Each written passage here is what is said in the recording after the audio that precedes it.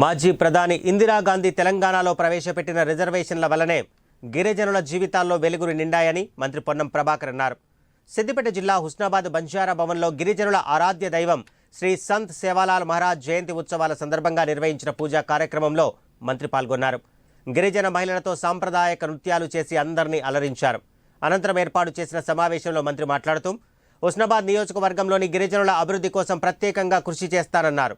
Gouravelli project నీళ్ల కోసం అసెంబ్లీలో చర్చిస్తే బీఆర్ఎస్ ఎమ్మెల్యేలు తనపై ఎదురుదాడికి దిగుతున్నారని మండిపడ్డారు.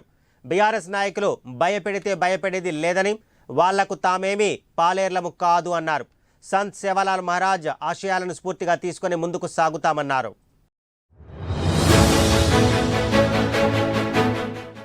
నాయకత్వం లోపల ఈరోజు ఉత్సవాలు, అదేవిధంగా ఈఓ గారు, ఇక్కడ స్థానిక అధికారులు ఆర్డీఓ గారు కావచ్చు, మున్సిపల్ కమిషనర్ కావచ్చు, డిఎస్పీ గారు, వాళ్ళు అసిస్టెంట్ కమిషనర్ ఆఫ్ ఎండోమెంట్, వాళ్ళందరూ కూడా స్థానికుల సహకారంతో, భక్తుల సహకారంతో కార్యక్రమం నిర్వహిస్తున్నారు.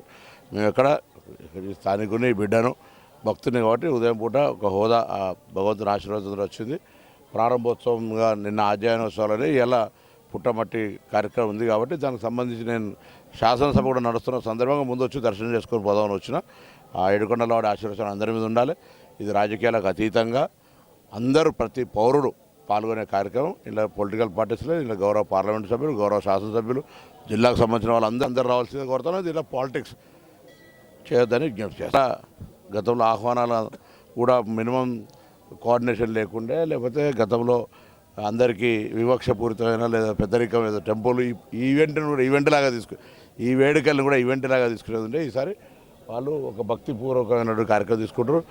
ఎవరు వచ్చినా రాకుండా అందరికి ఆహ్వానం ఇచ్చే బాధ్యత ఈ యొక్క పాలకవర్గం మీద ఉంది.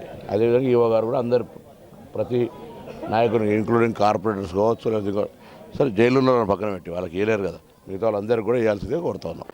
ఈ ఊరోని నేను కాబట్టి తప్పకుండా నేను ఏడుకొండల వాడి భక్తుడిని.